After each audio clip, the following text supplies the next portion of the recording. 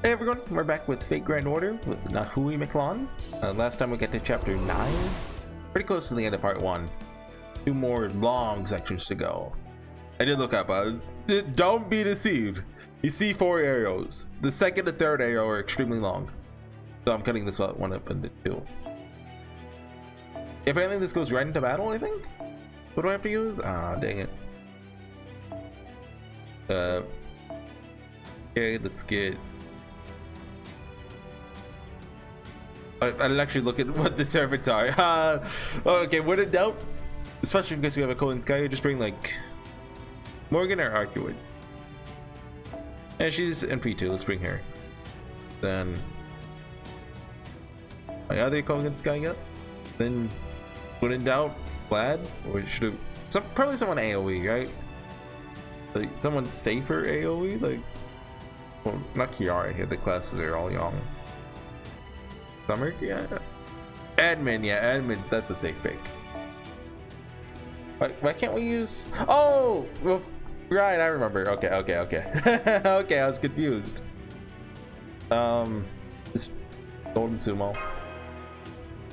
You brand new, King of the Seraph. I don't know if that craft essence is actually new or not, but it's brand new to me.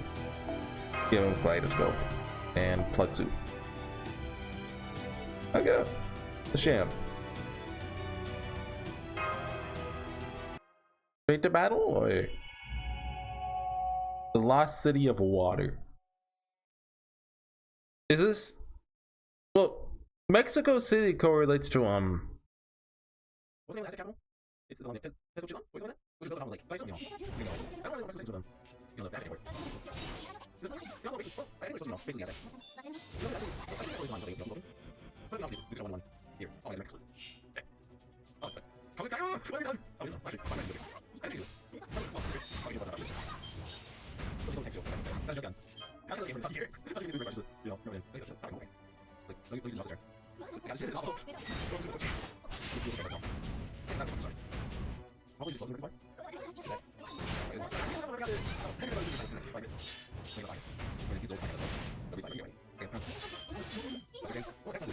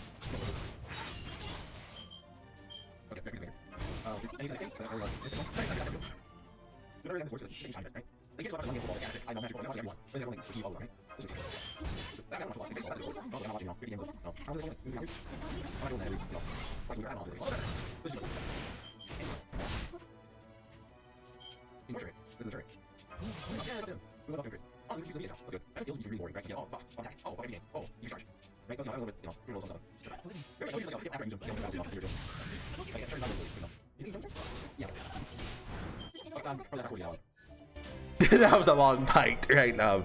There's a bit where a NFF tank showed up and I went Koretskaya! That's the most I contributed to anything. Oh, we're in the city. It looks modern. Like, I don't know Aztec architecture, but like this seems like a so true. Honestly, this is what reading a Nahuatl word looks like you know, Tezcatlipoca. That's like that is what or you know I can't think of the name of the red zone. I'd have to see it. You know, the red underworld with the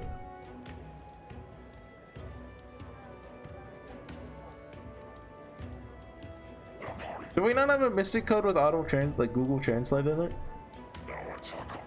Or I mean I guess Danos just have that, right? So can Epiu understand them? Oh my, this is not what I was expecting. Ryuk's got nothing on the. Don't say that. Gilgamesh gonna get mad. Sure, there's so many people everywhere you look. Must be at least 30,000 coming and going on the main street alone. Oh yes, isn't it wonderful? Mexico City is currently home to 100,000 all Oslomare warriors. The non-combatants, women and children, built villages in the neighboring jungle where they worked to support Mexico City. So the city was built solely for commerce, or rather, ritual purposes then. Is that historically accurate, or... Is that so? I don't know. What's more, you're saying they didn't do so on top of the ruins of an existing city, like with Chichen Itza? They actually built this enormous metropolis from scratch. Not quite. I hate to admit, but the actual city itself was provided by Tezcatlipoca. Because like in real life, like keeping, you know, all the warriors separate from like the women and the children, that sounds like a logistic nightmare. So that's probably just something Nasu made up. Tezcatlipoca, the divine spirit servant David of the Cryptor summoned. He gave the Oslomare civilization in the form of this city and revived Aztec mythology here in Mictlan. So here they worship the Black Sun, Tezcatlipoca, the Smoky Mirror, as opposed to Kukulkan.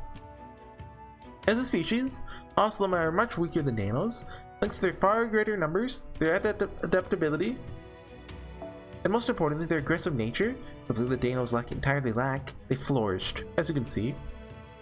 I understand that this Tezcatlipoca guy and the Oslomare are counted as enemies, but all that aside, here to say, this city doesn't suck. It's full of bursting with the energy of people determined to live and improve their lives. If anything, the city's closer to the colors Horsey and Mashu emit than anywhere else I've seen. How does Tepu feel about that?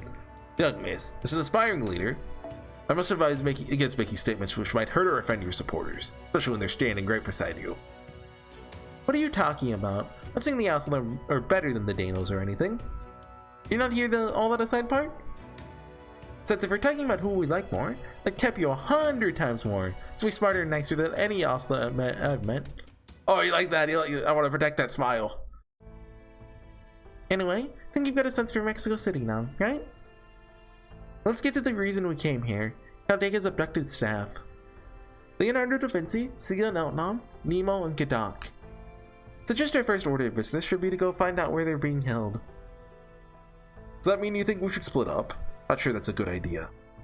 We may look like Oslomare to the people here thanks to my disguise spell. You know, I'm glad they mentioned that because I was kind of wondering how we just walked in. I did forget Kira had, you know, convenient magic. Still don't understand them. True, even the Ordnex built-in translator doesn't seem to work with their language. That neatly rules out gathering information by conversing with the locals. So our only choice is to search for a likely holding area on foot. Somewhere heavily guarded, perhaps, or where we could sense Nemo's presence. Of course, we're in Tezcatlipoca's position. Keep them somewhere which would block detection of such things. Big tower in the background. One of those two buildings in the center of the city. Two? Oh, right there? I think those are twin temples. They're both around 60 meters tall. Each one has a path leading up to its roof. See what looks like altars in the center between them. Oh yes, those are the sacrificial altars where they pluck out the still beating hearts of their sacrifices. That's not important right now, so we can save that topic for later.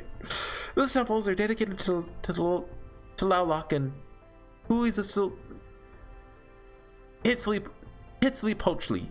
I looked up how to say this.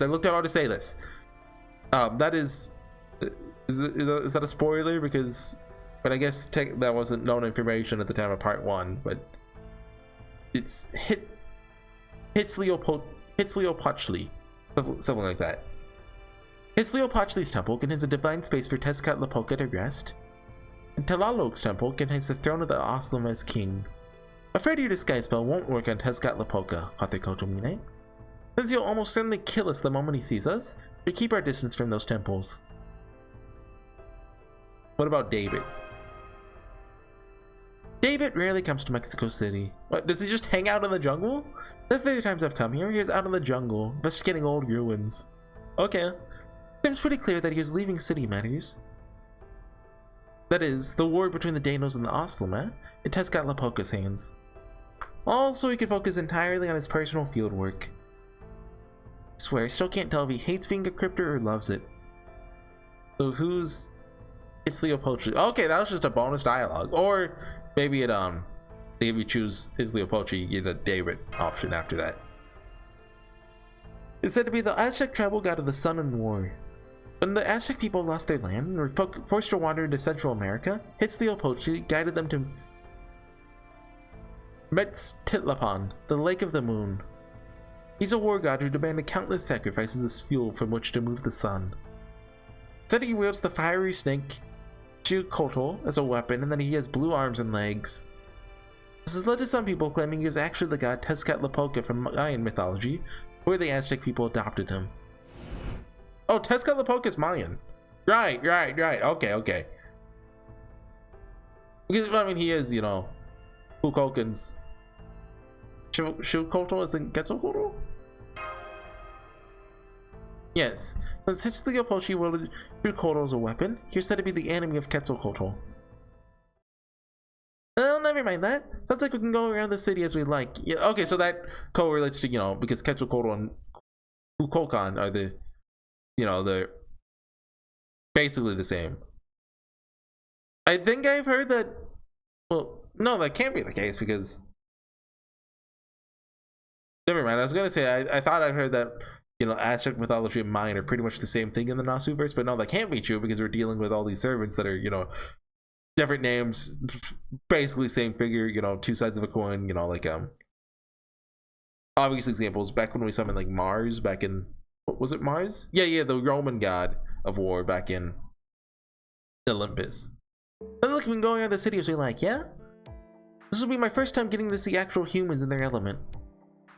Horsey Masha, I'm counting on you two to explain anything I don't understand. Although I'd love it if we get to Kukulkan and she's just Quetzalcoatl, literally just Quetzalcoatl, but you know, 2.0. I'm afraid that won't be possible, young miss.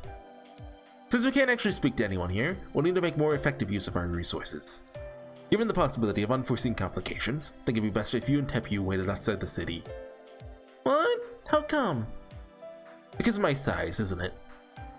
I may look like an ocelotl, but I'd still bump into people in large crowds. Similarly, alright, Olga Marie's horns. They are a little big. You do take up a lot of space, you know, horizontally. Can we just pop those horns off, Madam President? To the most bizarre things sometimes. You know that, right? But of course we can't. Don't ask me to make them smaller. Believe me, I've already made them as compact as I possibly can. What, are they normally bigger? So sorry, Olga Marie, but we need you to do the prudent thing this time. Yeah, okay. Companion's lives are hanging in the balance here. It'd be too OP if we had her with us. We have to, you know, not kill Tezcatlipoca when we run into him. Fine, I'll save my colonial observations for another time. But in exchange, I want you and Horsey to get a good look at the city in my place. We're gonna fight the Oslama. Learning about their culture, ideology, way of life is the least we can do. Know we've had to fight them without knowing anything about them so far. Things are different now that we have a chance to learn. Since you'll be acting as my special secretaries, I want you two using ignorance as an excuse for brutality. And, okay. The second arrow is super long. I know I mentioned that in the beginning, but, like, I think it's the longest single arrow we've had to do since, like, I don't know, Avalon. The game press guide said 12 minutes, which in real time correlates to about 2 hours. Oh yeah, they're into the city. Oh yeah, we're still getting like, wait. Yeah, we're still getting quartz every time we do an arrow. Oh, 2 quartz, dude! Oh, we only have 1 left. Oh, that's why. That's sad. Anyway, after this arrow, I'll see you guys in a year when I decide to finish the Lost Belt.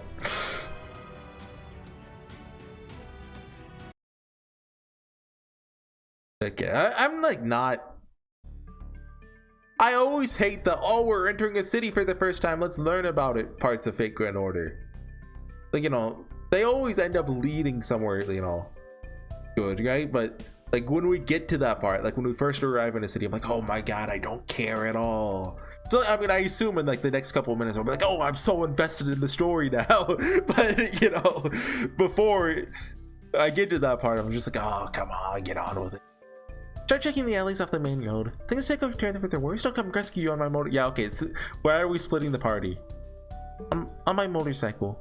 Take a look around the temples. Don't worry, I'll keep my distance. Just want to get a handle on their structure. You two should take the main street. Don't forget to behave like Ocelema.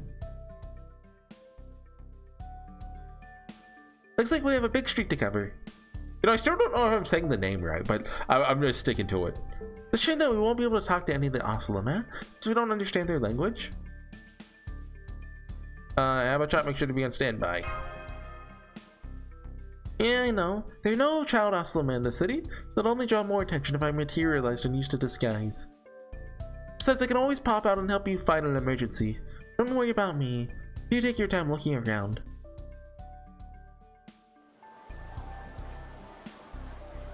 Well, because it's crazy busy here, if nothing else. The street was nothing but shops. Although, don't you think this city feels like a little too lively? It's hard to be so sure since everyone's wearing masks. They all seem strangely on edge. Yeah, they look like they're having fun to me.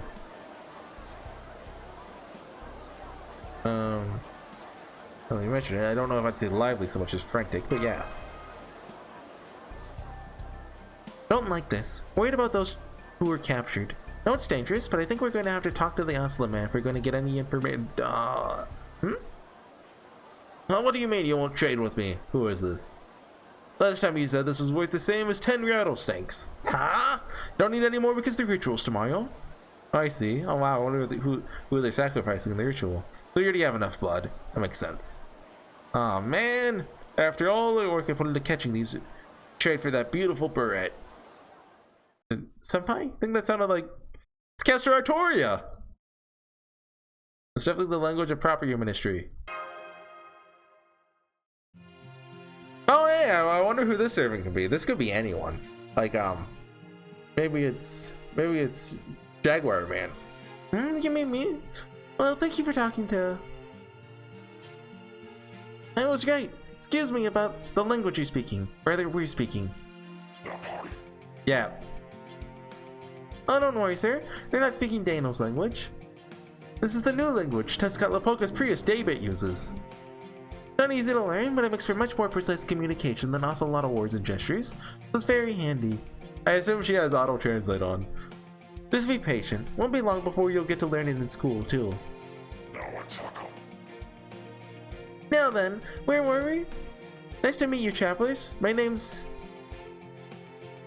Kuatali. Just call her by her name. What are yours? There's a big smile. So you learned how to speak proper human history language too, just like King is Kali.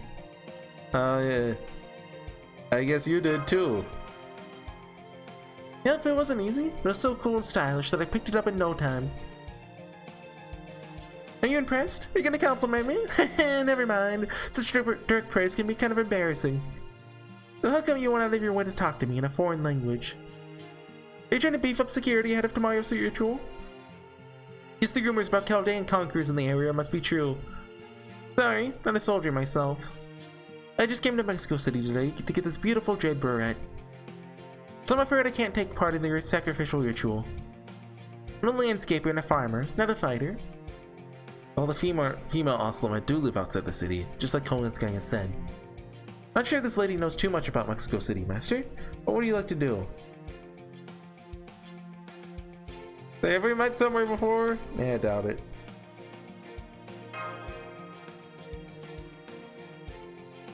Maybe. Jungle's pretty thick and it's easy to lose sight of things in there. So maybe we passed each other without realizing it. Or maybe you traveled with someone who looks a lot like me? What a lovely coincidence that would be. You know, okay. I don't need to play coy. This is Kukulkan, okay?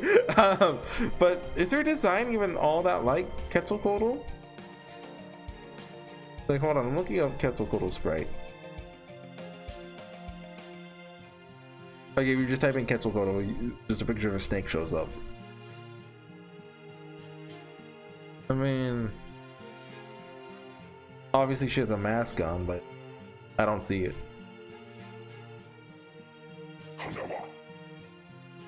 You smell honey from him? Are you willing to trade for that? Just out of curiosity, you wouldn't happen to have anything sweet on you, would you? Oh, you mean this?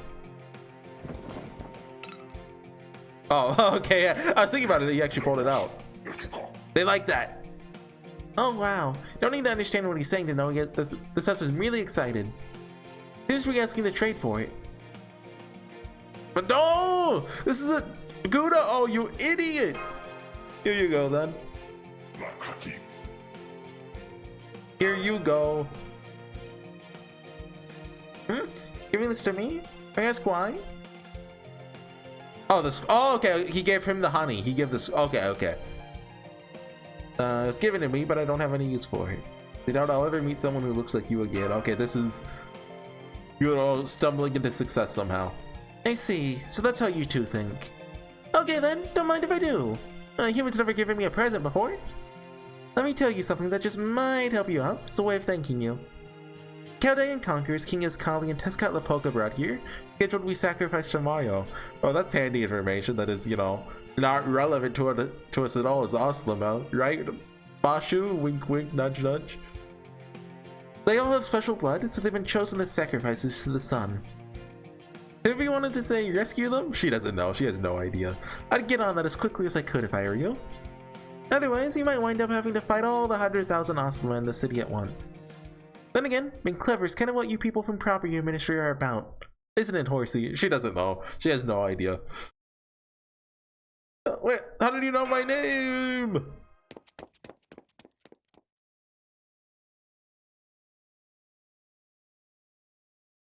Sorry, Senpai, I lost track of her. She wasn't especially fast, but she slipped through the crowd almost like wind through tree leaves. Fine, we should head back to camp for now. Great. What she said is true, then we don't have a moment to lose. Let's hurry and find the others so we can come up with a plan.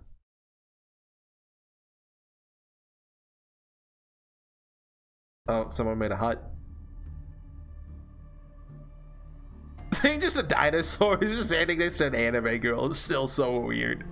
They're gonna sacrifice the Chaldeans by plucking out their still beating hearts? What the heck did they do to deserve that? Would it punish someone like that even for defaming the president? You're mistaken, young man. These sacrifices are not criminals. The Aztecs offering up their hearts is a holy act. A sinner will not be given this privilege, even were they to ask for it. Those typically chosen as sacrifices are warriors from defeated enemies' tribes, or people raised specifically to be sacrificed. I know that. That's the whole human sacrifice thing, right? That doesn't change the fact that they're killing prisoners. These rulers should be ashamed of themselves, killing outsiders and hoping it'll make things better for themselves. She's getting really angry about this. It really is. Circumstances our friends are in seem to be genuinely upsetting her. I'm upset because I'm disappointed in myself. Disappointed that I was so impressed by the Oslo building such a big city that I give them 4 stars. They're going down to 3 stars now. Excuse me, may I ask a question? Why sacrifice them? Did this sort of thing happen in proper human history as well? I understand it's more important to focus on how we're going to rescue these 4 Chaldeans before they're sacrificed, but not at all. These are precisely the questions which will allow us to begin understanding the Oslo which may well be key in rescuing the hostages. It's quite a pertinent question, Tepu. I have a question for you as well, but it can wait until later. For the moment, this represents a good chance to explain the purpose human sacrifice played in Aztec civilization. Oh boy! Exposition dump! Kira loves those. Advise you to listen well too, Horsey. Understood. Alright, I'll try to be as concise as I can. The Aztecs were not the first civilization in Central America. Some, such as the Olmecs and Zapotecs, predate even the Aztecs. It is Aztec mythology is the last to originate in Mesoamerica. It's heavily influenced by Mayan mythology, which itself was influenced by the Olmecs. Okay. I was making sure that's in Central America instead of South America. So, I'm on to you, Nasu. My thing is that the mythologies of Latin America are not separated by tribe or civilization, but rather, there's a sort of shared remembrance of the creation of the world, continuously passed on by all who live here. Remembrance, This is like some sort of image the jungle was planted in people's minds? That's right. Remember, this land is vast. These interboreal conflict. Okay, I've got to ask, was this lost world ever said to actually be in South America? I think it was early on, right? I don't think anything in this, in Nahui Mictlan, has actually said South America. So maybe it was Nasu getting confused a few years ago, and then he did his research and he's like, oh, my bad. Hopefully. Although that doesn't explain why Ord is here. So the people who live there will never be so greedy. Perhaps arbitrary, still mixing their own motives with their creation myths. Although maybe they mentioned South America way back early on in like the opening section. Anyway, sorry. Now, I suspect they simply built up their myths based on whatever they're feeling at the time. It surely included staring into the jungle, swirling darkness, and harmonizing with it. True. Yeah, I mean, you gotta wonder who made up who came up with the idea of, oh yeah, let's sacrifice humans and rip out their hearts, and how they went with it, right? Mesoamerica's cosmological timeline is fairly fractured. Similar meanings carry different names, even its perception of time is highly unusual. While we do have written historical records, it's difficult to piece everything together and keep it all free of contradictions. You'd think that's because this mythology wasn't created by humans, or was instead created by the land itself, possibly something greater still?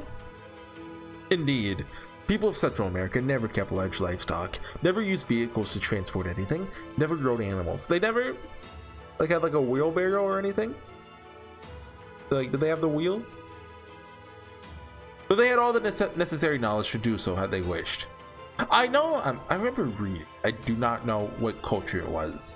May have been the Aboriginals that, like, they knew, they had the concept of the wheel. Like, they had like a toy or something with wheels on it, right? But they never used it practically, which is weird. And I don't know why that is.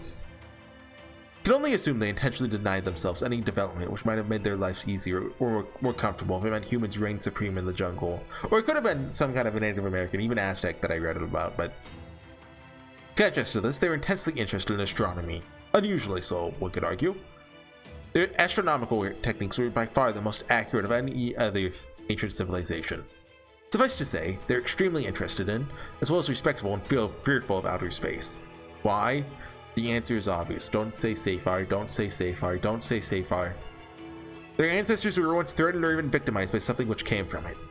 I mean, this is probably Ort, right?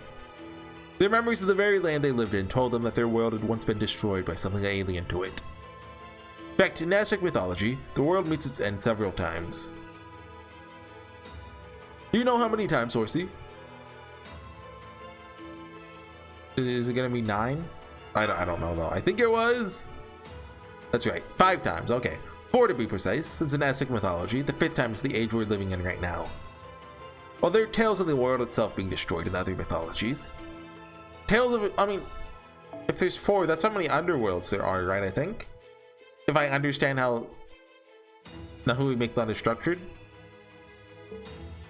It goes like real space, underworld, real space, underworld, and there's 9 total.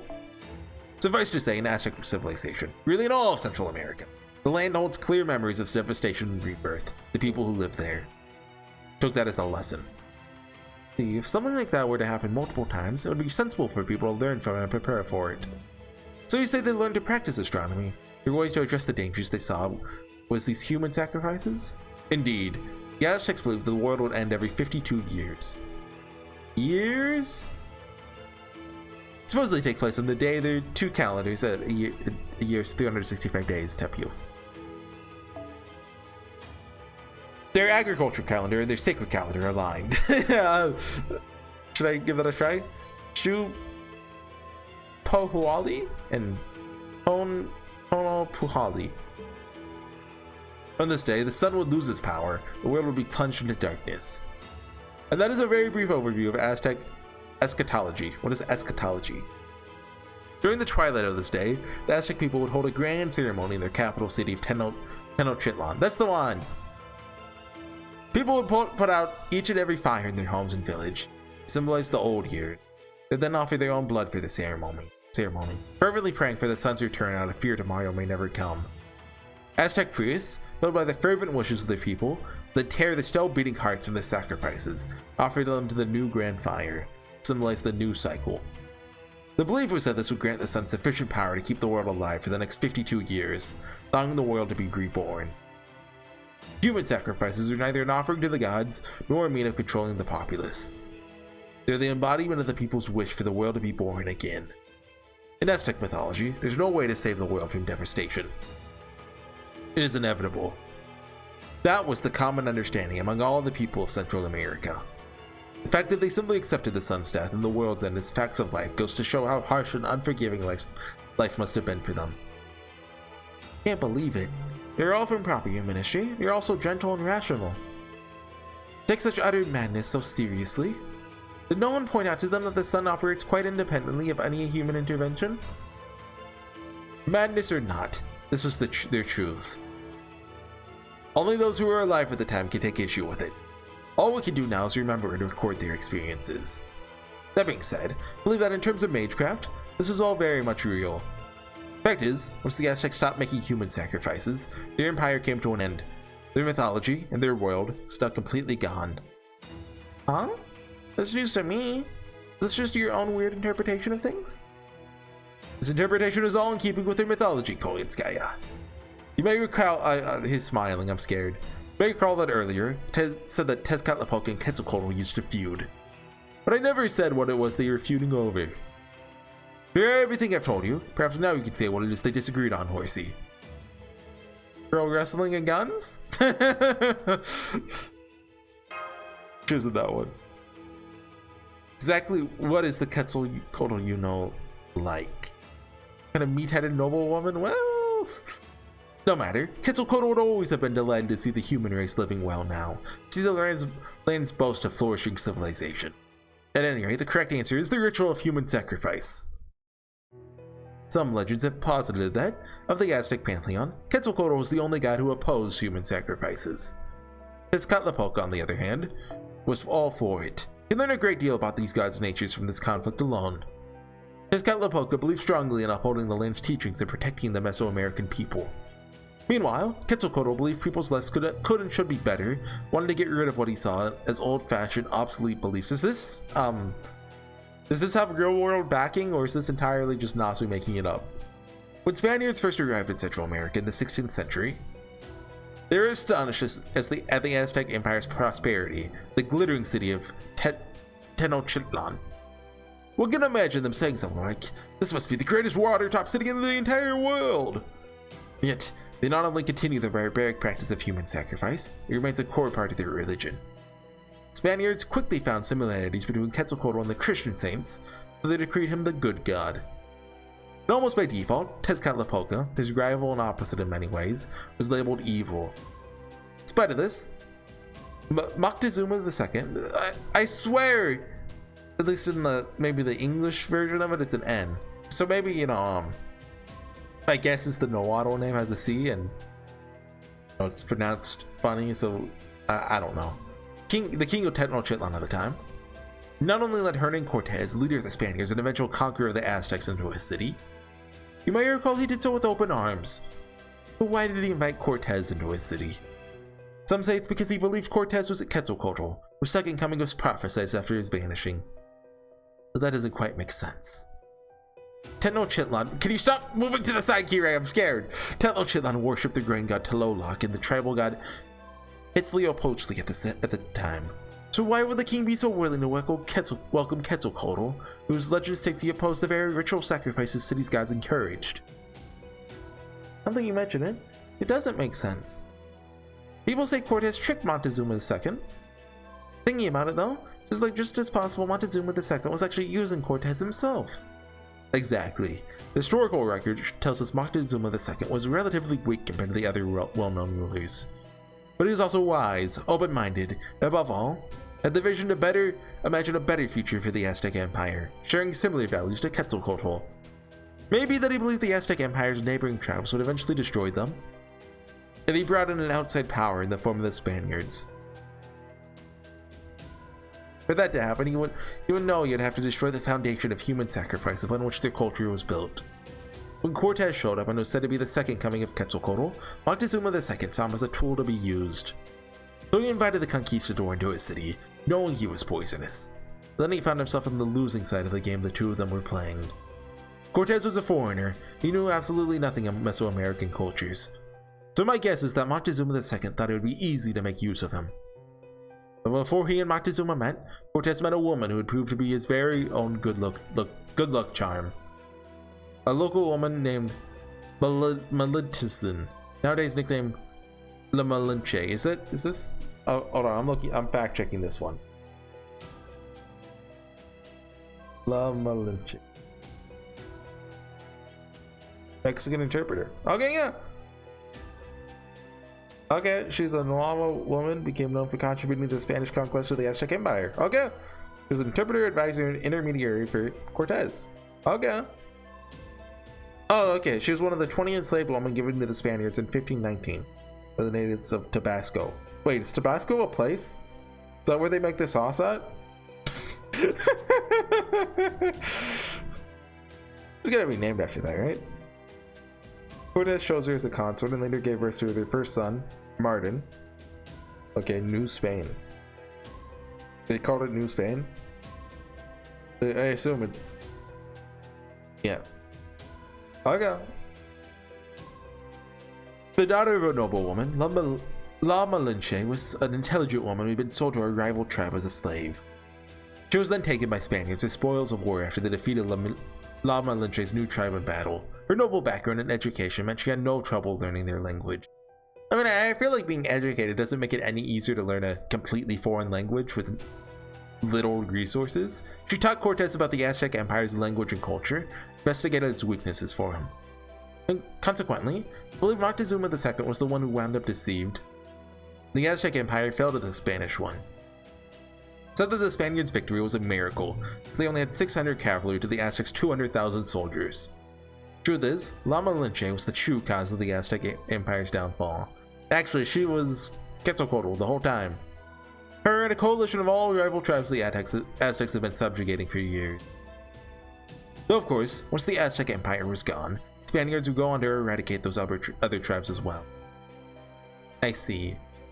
So the emperor who thought to stop the ritual of human sacrifice is the man who invited the Aztec Empire's downfall. The end result is that their culture ground to a complete stop.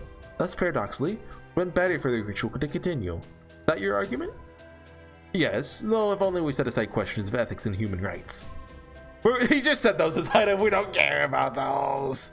But it was just when a dull gray light was shown on their ritual of rebirth, a mystic dating to the age of myth, that their son died.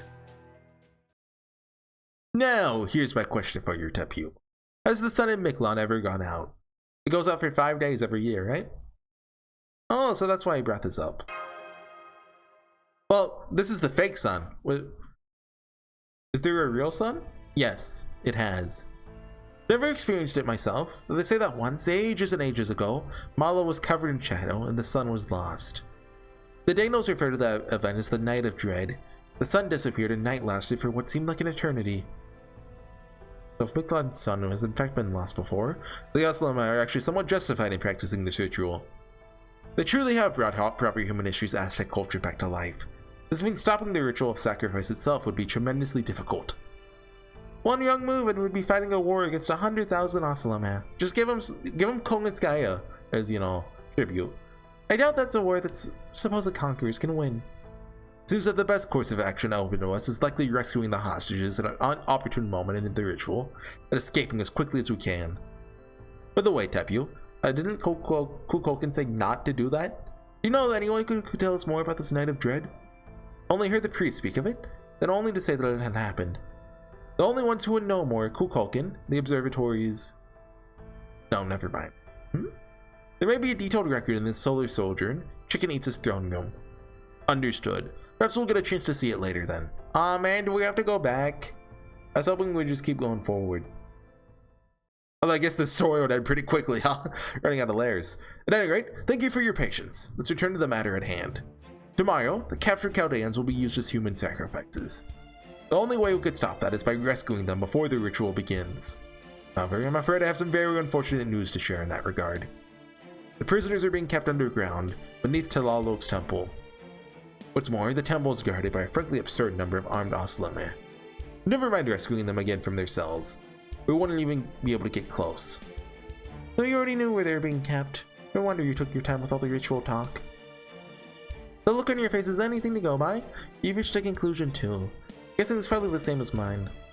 Indeed. It may not be possible to sneak into the temple now, but tomorrow will be a different story. Proper human history, the Aztec ritual of human sacrifice was part of a ceremony to bring new life to the world. So everyone's invited. It involved every Aztec citizen ceasing battle and prostrating themselves in prayer for their ritual success. The Oslam are likely no different. At the very least, expect the warriors outside the temple will be following the traditions of the ritual. Of course, there are bound to be some soldiers inside the temple as well, but I trust you can handle those, Horsey.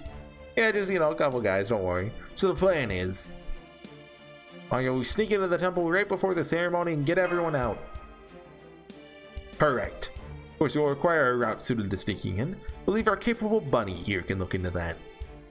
In the meantime, the rest of us can recover our strength, set out for the temple at dawn. How does that sound? Why are you even asking? Okay, so we made a plan, so everything's gonna go wrong. Well, I guess we didn't detail the plan too much. There's obviously no alternative. Very well, she'll secure a run to the temple. The rest of you, enjoy your pleasant little chat. Swear on NFF services that I'll find the safest route as possible. We're screwed. Ooh, okay. That was a long arrow. And yep, so I'm gonna cut it there. I got all my quartz. I'll see you guys in a year. See you guys next time. Bye.